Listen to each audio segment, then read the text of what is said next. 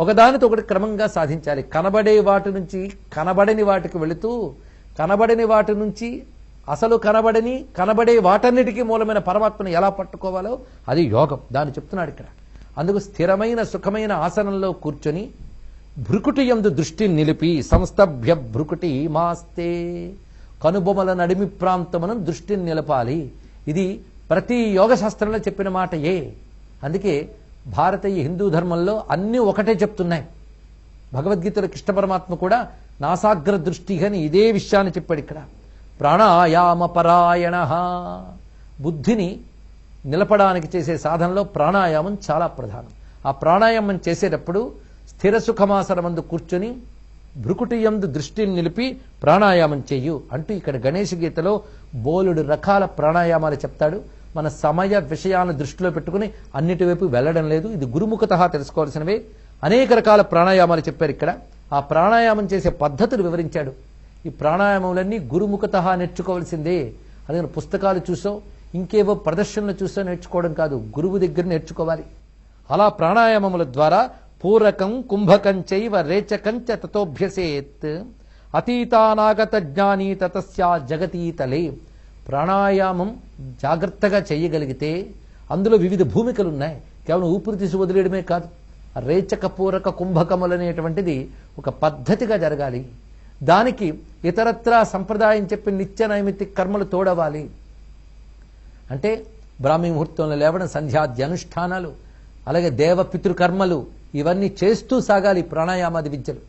అలాగా గురుముఖతః దీన్ని బట్టి చూస్తూ ఉంటే ప్రతి విద్యకి గురువు కావాలి. గురు లేక ఎటువంటి గుడికి మోక్షము లేదని చెప్పినట్లుగా ఆ ప్రాణాయామ పరాయణుడైతే ఆ ప్రాణాయామ విద్య ఎంత గొప్పగా తీసుకెళ్తుందంటే ప్రాణములు మన శరీరంలో తిరుగుతున్న దేవతా స్వరూపాలు.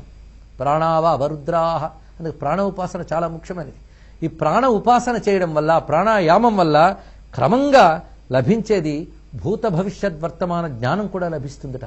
అది ప్రాణాయామ విద్యకున్న గొప్పతనం. అయితే సంప్రదాయబద్ధమైన సనాతన ధర్మమైన ప్రాణాయామానికి ఇది. అంతేగాని కేవలం ఒక ఎక్సర్సైజుల్లాగా చేసేటువంటి వ్యాయామాల యోగాల గురించి చెప్పడం కాదు. ఇక్కడ యోగ విద్య గురించి చెప్తున్నారు. దానివల్ల క్రమంగా అతడికి రకరకాల విద్యలు అలవడతాయి. ప్రాణాయామం తర్వాత అతడి బుద్ధి అంతర్ముఖమై ధారణ లభిస్తుంది. ధారణ ద్వారా ధ్యానం లభిస్తుంది. ధ్యానం ద్వారా విచారణాదులు జరిగి అతడు సమాధి స్థితిని పొందుతాడు. ఇది పతంజలి యోగ శాస్త్రాన్నంతటినీ ఇక్కడ గణేశ గీతలో క్లుప్తీకరించి చెప్పారు. అంటే గణేశుడు సర్వయోగముల్ని సమన్వయిస్తూ ఇక్కడ వరేణ్యునికి బోధిస్తూ ఉన్నటువంటి విషయం ఇది. అందుకు పూరక కుంభక రేచకములను అభ్యసించిన ప్రాణి ఈ జగత్తులో త్రికాల జ్ఞానాన్ని తెలుసుకోగలడు. అలా క్రమంగా ధారణని పొందుతాడు. అతడు సర్వలోకాన్ని వశం చేసుకోగలడయ్యా అన్నారు ఇక్కడ. వశం చేసుకోవడం అంటే ఏది కావలసిన అది వాడికి దొరుకుతుందని చెప్పడం కాదు. ఇక్కడ సర్వలోకాల్ని వశం చేసుకోగలడు అంటే లోకంలో జరిగే సంఘటనలకి పొంగిపోడు, కృంగిపోడు, స్థిరుడై నిలబడతాడు. అతడికి ద్వంద్వాతీత స్థితి లభిస్తుంది. ఇది ఆ ప్రాణాయామం అనే యోగ విద్య మనస్సును నియంత్రించి బుద్ధిని నిలుపుతుంది గనక దీన్ని ఇంత చక్కగా నిగ్రహానికి పనికొచ్చే యోగం గనకనే కృష్ణ పరమాత్మ దీనికి గొప్ప పేరు పెట్టాడు. ఆత్మ సంయమ యోగము అని పేరు పెట్టాడు. అయితే ఈ ప్రాణాయామ సాధన చేసేటప్పుడు అది గురువు ద్వారా చేసినప్పటికీ దానికంటూ కొన్ని రకాలైనటువంటి ప్రాంతములు జాగ్రత్తగా చూసుకోవాలి. సాధన చేసే స్థలాల ప్రభావం కూడా ఉంటూ ఉంటుంది. అందుకే ముందు వాటిని శుచి చేసుకోవాలట. ఆ చోటుని శుచి అంటే కేవలం శుభ్రత మాత్రమే కాదు. అందుకే ఇతర సంస్కృతుల్లో శుభ్రత అనే శబ్దం వినబడుతుంది, భారతీయ సంస్కృతిలో శుచి అనే శబ్దం వినబడుతుంది. శుభ్రత అనేది భౌతికమైనటువంటి పరిశుభ్రత, శుచి అనేది సూక్ష్మ జగత్తుని శుద్ధి చేయడం. ఇది చాలా ప్రధానం. సూక్ష్మ జగత్తుని శుద్ధి చేసే ప్రక్రియనే మన వాళ్ళు సదాచారము, శౌచము అని అంటారు. ఇది శాస్త్రములు చెప్పినటువంటి ప్రక్రియ. ఈ సదాచారం ద్వారానే జరుగుతుంది. శుచి అయినటువంటి చోటనే సాధన బలపడుతుంది. ఇది చాలా ప్రధానం. శుచిలో శుభ్రత ఒక భాగం. శుభ్రతలో శుచి కలవకపోవచ్చు కానీ శుచిలో శుభ్రత ఉంటుంది. శుచి శుభ్రత రెండూ అవసరం. అందుకే మనకు పెద్దవాళ్ళు అంటుంటారు శుచి శుభ్రత ఉండాలండి అని. శుచి శుభ్రత రెండూ ఉండాలి, అప్పుడే నిజమైన సిద్ధి. అందుకే సదాచారం పాటించుతూ ఏర్పడినటువంటి స్థితి ఇది. క్రమంగా ఈ సాధన చేసేవాడికి మానవమానాల్లో సుఖదుఖాల్లో శత్రుమిత్రుల యందు సమదృష్టి ఏర్పడుతుంది సుమా. ఆ స్థితి కలుగుతుంది. అందుకే ప్రాణాయామ పరాయణుడే మనస్సు నిగ్రహించి పరమాత్మని ధ్యానించి ఆరాధించేవాడు. అందుకే మనకు పూజలు చేసేటప్పుడు కూడా మొట్టమొదటి ప్రాణాయామం చేస్తారు. ఆ ప్రాణాయామం ఒక అభ్యాసంగా సాగాలి. అప్పుడేదో కేవలం నామకే వాస్తా అన్నట్టు పేరుకు మాత్రం చేయడం లాభం లేదు. అందుకే ప్రాణాయామం నిత్యాభ్యాసం కావాలి అని చెప్తున్నాడు ఇక్కడ. సమో జితాత్మా విజ్ఞాని జ్ఞానేంద్రియ జయావహ అభ్యసేత్ సతతం యోగం యదా యుక్తతమో హి సహ. కర్మేంద్రియాలను నిగ్రహించవచ్చు కానీ జ్ఞానేంద్రియాలను నిగ్రహించడం మహా కష్టంట. కర్మేంద్రియాలను ముందు నిగ్రహించాలి అంటే కాళ్ళుని ఎక్కడ పెడితే అక్కడ తిప్పకుండా మఠం వేసి కూర్చోవడం, చేతిని ఏది పెడితే అది ముట్టుకోకుండా చేతిని నిగ్రహించడం, కర్మేంద్రియాలను నిగ్రహిస్తున్నాం. జ్ఞానేంద్రియాలను నిగ్రహించడం మహా కష్టంట. అంటే దృశ్యాలపై, శబ్దాలపై, స్పర్శలపై, వాసనలపై మనస్సు వెళ్లకుండా నిగ్రహించడమే జ్ఞానేంద్రియ నిగ్రహం. కానీ జ్ఞానేంద్రియాలే ప్రధానమండి. ఇవి 5, మనస్సు ఒకటి 6. మనశ్షష్ఠేంద్రియానిచ అన్నారు ఇక్కడ. ఈ 6ంటిని కలిపి నిగ్రహించడానికి ఈ ప్రాణాయామం క్రమంగా సాధన చేస్తుంది. ఇలా నిగ్రహపరుడై సాధన చేయాలి. అందుకే జపం చేసినా ప్రాణాయామం చేస్తారు. జపం చేసేటప్పుడు ఏ మంత్రం జపిస్తున్నామో దానితోనే ప్రాణాయామం చేస్తారు. జపం ఉచ్చరించే శబ్దం కాదు, అదొక దివ్య నాదం. ఆ నాదాన్ని శబ్దంతో ఉచ్చరిస్తున్నాం, శ్వాసతో కూడా కలిపి చూడు అంటారు. ఆ శ్వాసతో కలిపి చేయడాన్నే ప్రాణాయామం అని చెప్తున్నారు ఇక్కడ. అలా ప్రాణాయామంతో జపము, ప్రాణాయామంతో ధ్యానము ఇవన్నీ చేస్తారు. అందుకే ప్రాణాయామాది యోగంతో ఆగిపోకూడదు. ఆ ప్రాణాయామదుల ద్వారా జపము, తపము, ఆరాధన, ఉపాసన చేస్తూ క్రమంగా విచారణ మార్గంలో జ్ఞానంలోకి వెళ్ళాలి. అందుకే ఒకదానికొకటి అనుబంధములు, ఇది తెలుసుకోవాల్సింది. తప్త శాంతో వ్యాకులో వా క్షుధితో వ్యగ్రచిత్తకః కాలేతి శీతేత్యుష్ణే వా అనిలాగ్నియంబు సమాకులే. ఎలాంటి స్థితిలో, ఎలాంటి వాతావరణంలో సాధన చెయ్యకూడదో చెప్తున్నాడు ఇక్కడ. ప్రాణాయామం గాని, జపం గాని, పూజ గాని ఇవి చేసేటప్పుడు, లేదా అంతర్ముఖమైన విచారణ గాని ఇవి చేసేటప్పుడు కోపంతో మండిపడుతూ చేయరాదు. కోపాది తీవ్ర స్వభావాలు ఉన్నప్పుడు సాధన చేయరాదు. అందుకే అవన్నీ మానేశారండి సాధనలు అన్నాడు ఒక ఆయన. అది కాదు ఇక్కడ. ముందు కోపాలని మానాలి, సాధనను మానకూడదు, వాటిని నిగ్రహించాలి. అందుకే తప్తః, కోపంతోనో లేదా ఏదో ఒక ఆలోచనతోనో తప్పించిపోతూ సాధన చేయరాదు. అలాగే బాగా బడలిక ఉన్నప్పుడు సాధన చేయరాదు. అదేవిధంగా వ్యాకులత, వ్యాకులత అన్నప్పుడు టెన్షన్, మనస్సంతా కూడా ఏదో వ్యాకులత ఉన్నప్పుడు సాధన చేయరాదు. బాగా ఆకలిగా ఉన్నప్పుడు సాధన చేయరాదు. ఇది కూడా తెలుసుకోవాలి. కొంతమంది ఉపవాసాల పేరుతో శరీరాన్ని బాగా క్షోభ పెడతారు. ఉపవాసం చాలా మంచిదే, కానీ వాడి శరీర స్థితికి తగ్గట్టు ఇవన్నీ చేయాలి. ఒకవైపు వైద్యశాస్త్రం ప్రకారంగా, ఆరోగ్య ప్రకారంగా అసలు పూర్తి ఉపవాసం కూడదు అని చెప్తారు. అయినప్పటికీ కూడా ఏదో శాస్త్రం చెప్పిందని చేస్తూ వెళ్ళిపోతూ ఉంటే అది నిజానికి శాస్త్ర విరుద్ధమే అవుతుంది, శాస్త్ర సమ్మతం కాదు. అందుకే ఈ వివరణ జాగ్రత్తగా చెప్తున్నాడు ఇక్కడ గణపతి. అందుకు క్షుధిత, బాగా ఆకలి ఉన్నప్పుడు సాధన చేయరాదు. అలాగని బాగా తినేసి సాధన చేయరాదు. ఇది కూడా తెలుసుకోవాల్సింది. అదేవిధంగా వ్యగ్రచిత్తక, మనస్సు అటు ఇటు చల్లా చెదురుగా ఉన్నప్పుడు సాధన చేయరాదు. అందుకే ముందు సాధన కూర్చుని ప్రాణాయామం ద్వారా మనస్సును కుదుటపరుచుకుని శాంతస్థితికి తెచ్చుకుని కోపాది వికారాలు జయించుతూ సాధన చేయాలి.